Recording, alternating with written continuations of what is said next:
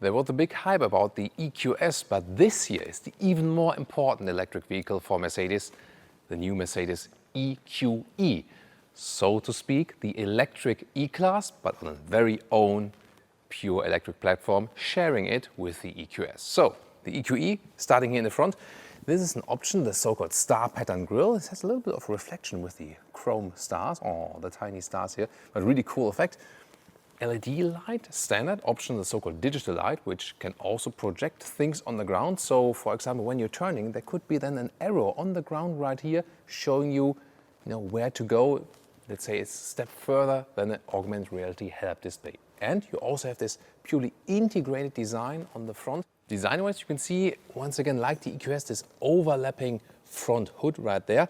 It's a very unique design, no doubt, and once again also this one bow design. The length here is at 4,95 meters or 195 inches. That means it's around 20 centimeters or 8 inches shorter than the EQS, and half of that is shorter rear overhang and the other half is shorter wheelbase. And, well, the price will also be lower, hopefully.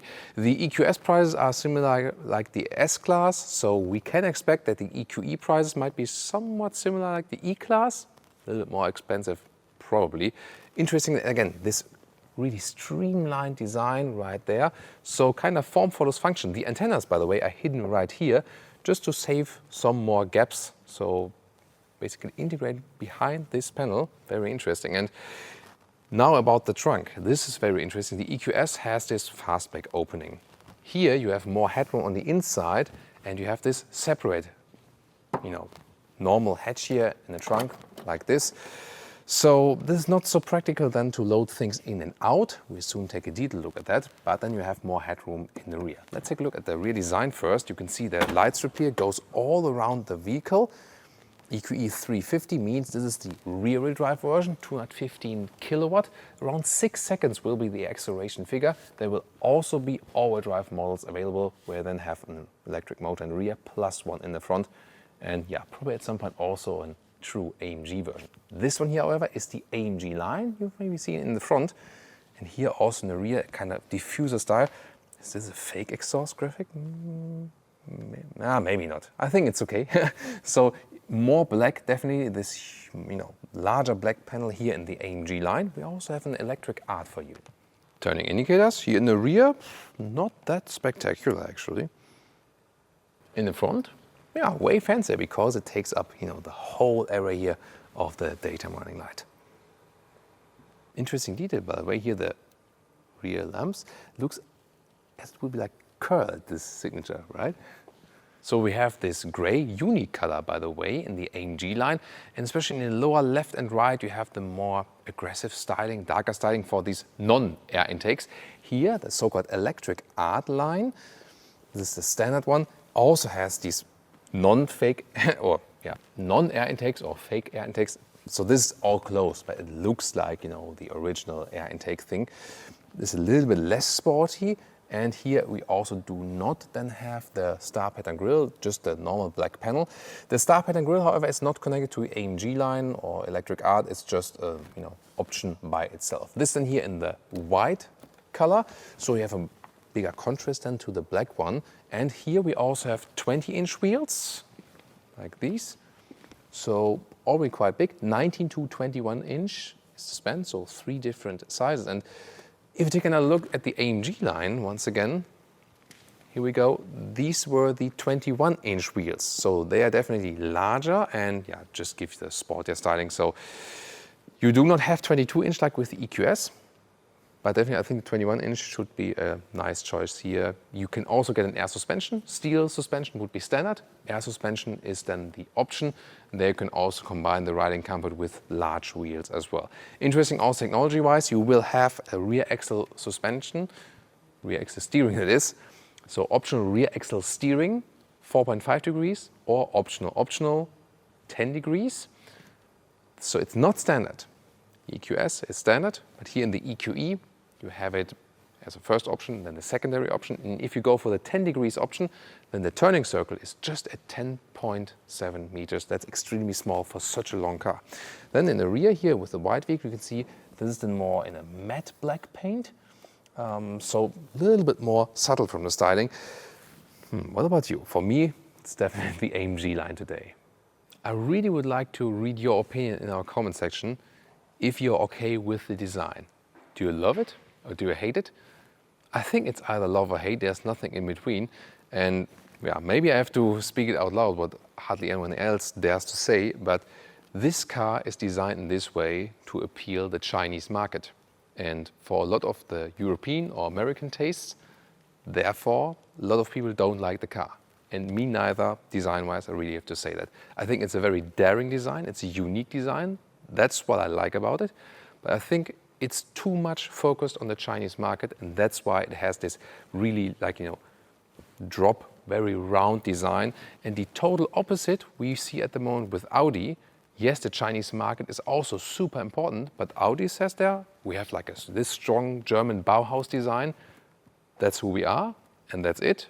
The car says, I'm German, and that's why it should be successful also somewhere else. But Mercedes really tries to move into, the Chinese market as for, how should the car be designed. And this might be a strategy to success because it is the most important market meanwhile, but they might lose some customers in the US and in Europe for that. There's no frunk, so the only way to put in wiper fluid is right here, this separated side opening. So they really had the front hood all closed. They say the reason is because they hide the HEPA filter there because it takes so much space. Yeah, a lot of you guys would have wished a frunk both in the EQS and also here in the EQE, but that's what it is. At least we have also trunk space available in the rear. Just one battery size, it's easy to remember. 90 kilowatt hours net, that is the small battery from the EQS. The bigger one is not available here, but it should still be enough. The efficiency, EQE and EQS are actually quite similar. So from our test, we had, like 17 kilowatt hours on 1 kilometer, like 27 kilowatt hours on 100 miles. So we can expect more than 500 kilometers of electric range here. There's just the electric range here, or more than 300 miles. The maximum figure, if you go really efficient, can even be a little bit higher. Maybe we can score like something less than 600 kilometers or something less than 350 miles. We have to see. And I think overall, if you compare the market competitors, that's already quite decent. And about the recharging, AC is 11 or optional 22 kilowatt. And DC charging here up to around 175 kilowatt. However, the charging time then at the fast charging station will also be quite similar, EQE and EQS. Here for the Mercedes EQE, you can also calculate with some 30 minutes from 10 to 80% state of charge then at the fast charger. This is the car key, looks quite fancy. And with the EQS or the S-Class, you sometimes have, for example, a high gloss white on the inside, but here with the plain black, maybe even more subtle, so why not? When you open the vehicle or when you approach it, then the door handles fall out. However, in the EQE, these are optional, gladly, because to me, they have been so annoying with the EQS. And it's of course cool, it's a fancy function. It looks better when they're closed and it's also a little bit better for wind efficiency, but not too much.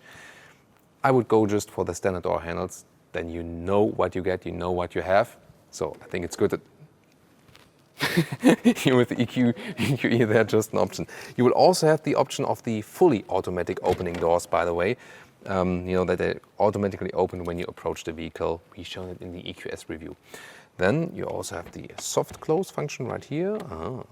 Magic. And once again, frameless doors. And you have this dual insulation right here. You see here, 2 glass layers right there. Very interesting to see always. And inside of the doors, animal-free materials. Also here the top part is kind of like a shiny effect with Artico. There's also another Neotex material available now, showing that soon. Then a lot of capacitive buttons all over the place. Like here, for example, for the seat heating or for the seat memory. This is just one button, and this one button strategy, I'm not sure if that is belonging to a premium car. Here also, formerly, these buttons here could be moved. Now they don't give you any feedback. It's cool that you know what you're doing when you have the seat layout, but they cannot be moved and then you're not exactly sure what you're doing at this moment. And here also capacitive buttons for the side mirrors. So am I too old already, or are capacitive buttons really not that good? Tell me in the comments. Then taking a look at the interior, that looks of course super fancy here with the air vents, for example, also illuminated. Look at that, nice detail work right here. Soon more about the screens. At the moment everything is turned off. And there you see it really has this one panel design in this optional Hyperscreen. Recently the EQS prices were revealed, saying that the Hyperscreen is at 8,500 euros or dollars extra. So I think it will be the same for the EQE right here. But soon more about the screens. First of all, seating here. There are two different seats available. Comfort seat and a sport seat. This is here the comfort seat, so it's a little bit more open, so to speak. The sport seat would be better in the bolstering here and also in the shoulder support.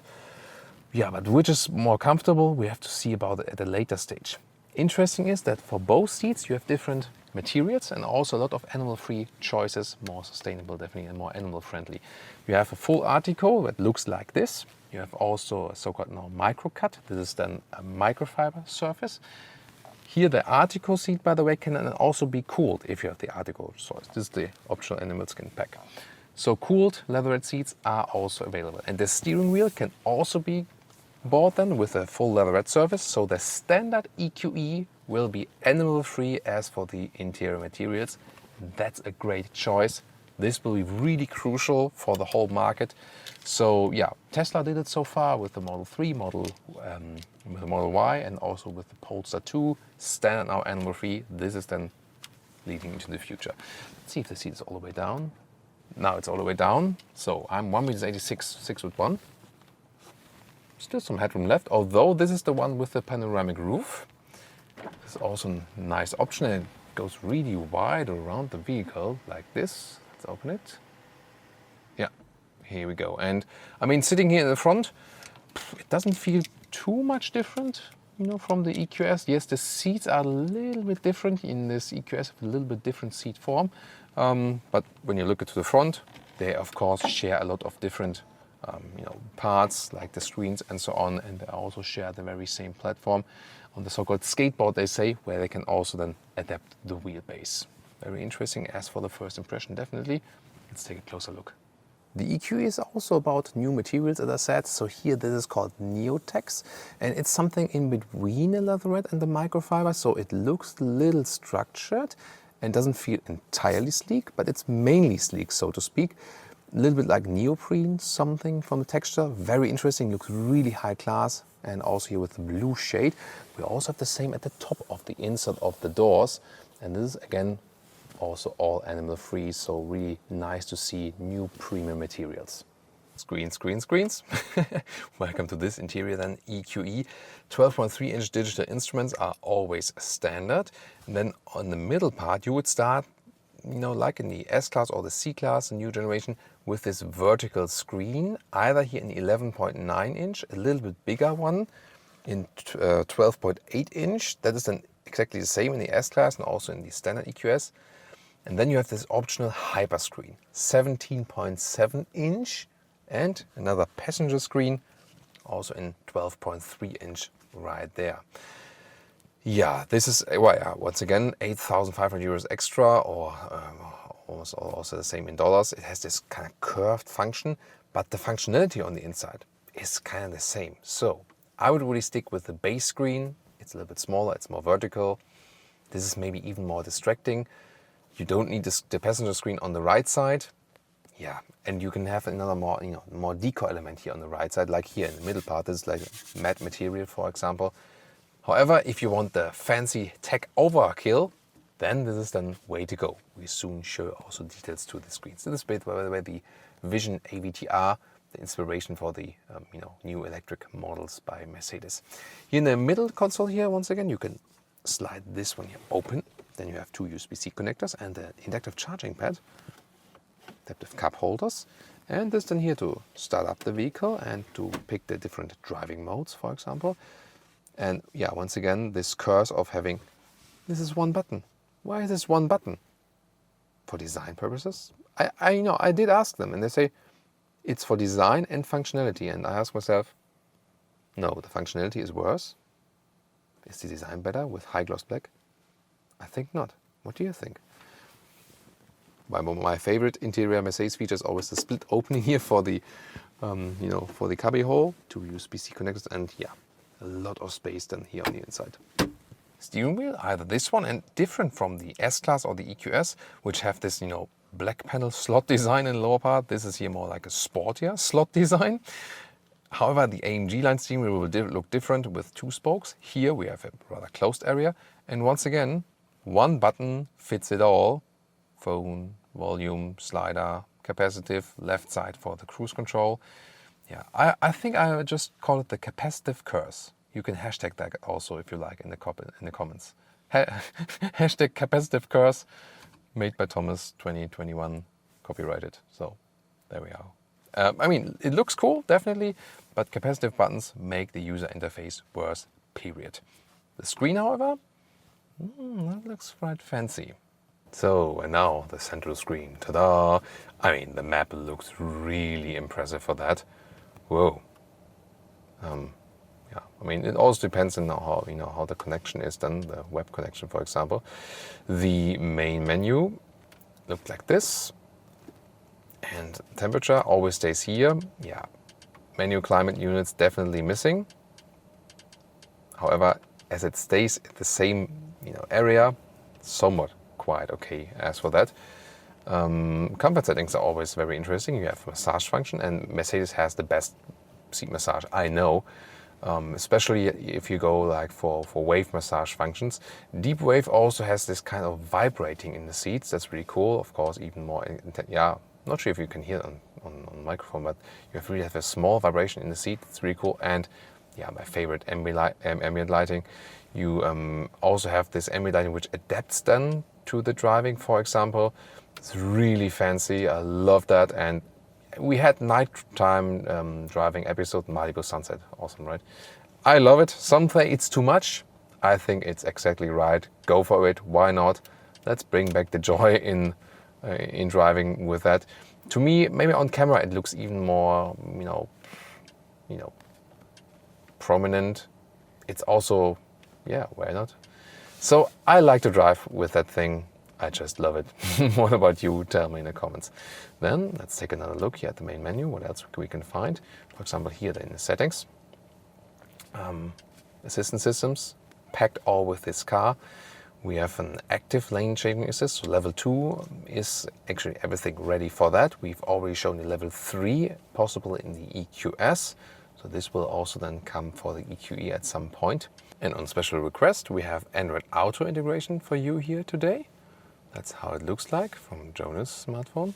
I'm always using the Apple CarPlay, but here, here we go.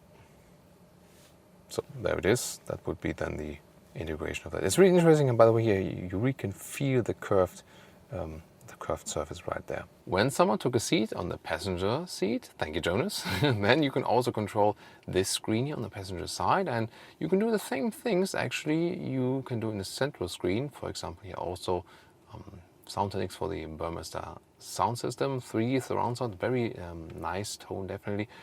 Just that everything is here a little bit smaller, and if you turn over here, you have everything then bigger again, and you can maybe do some screen fights, controlling something from there, controlling something from here again. Enjoy. Usually digital instruments stand like this, more upright.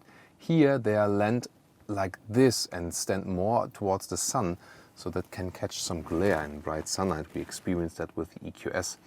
Cool here, the integration of the map, for example, on the inside.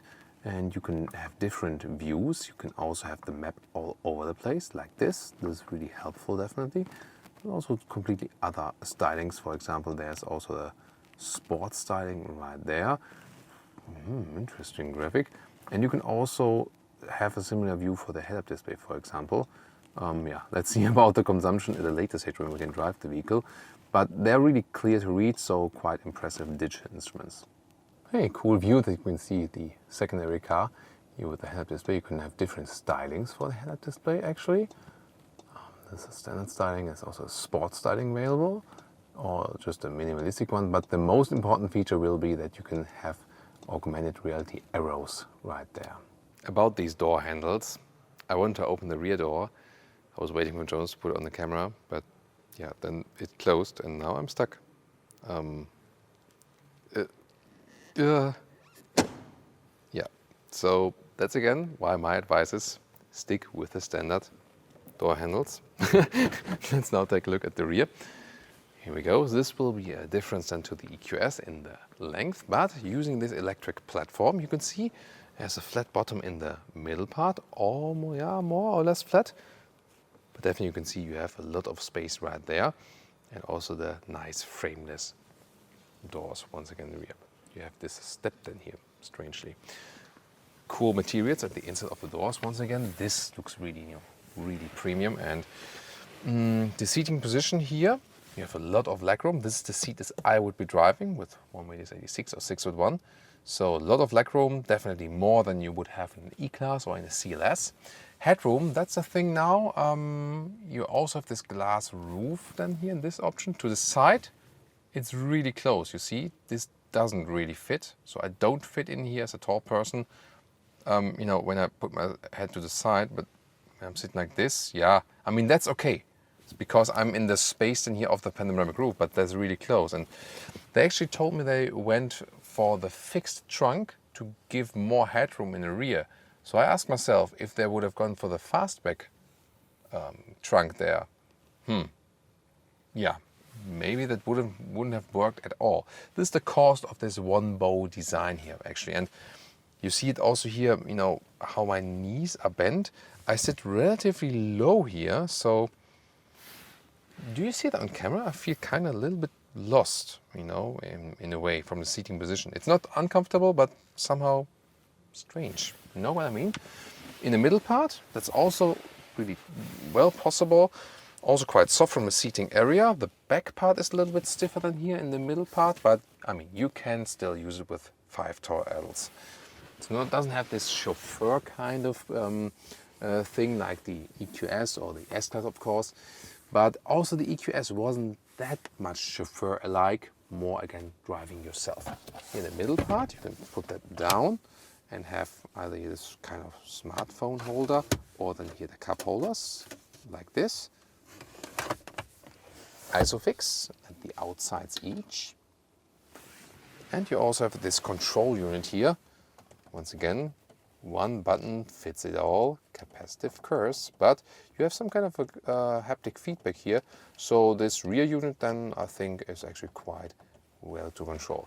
The cool thing about the rear interior, definitely more this glass atmosphere, looking, when you look from down to the top, you have the glass right here and also look to the front, and then together with the ambient lighting, even here the ambient lighting mirroring in the top glass here, this is actually the fanciest thing here. So yeah, this vehicle is clearly design focused. No car is safe from the dual centimeters inch measuring stick by Autogefühl. Let's fight. So opening here the trunk like this. Again, no fastback opening. And the length here is a meter or 40 inches. And the width is actually less than a meter or 40 inches. Even a little bit narrower right here. So this rather goes like 33, 34 inches. And yeah, something a little bit more than 80 centimeters. Not too spacious. Actually, the height is actually quite okay. That's okay here with 21 inches.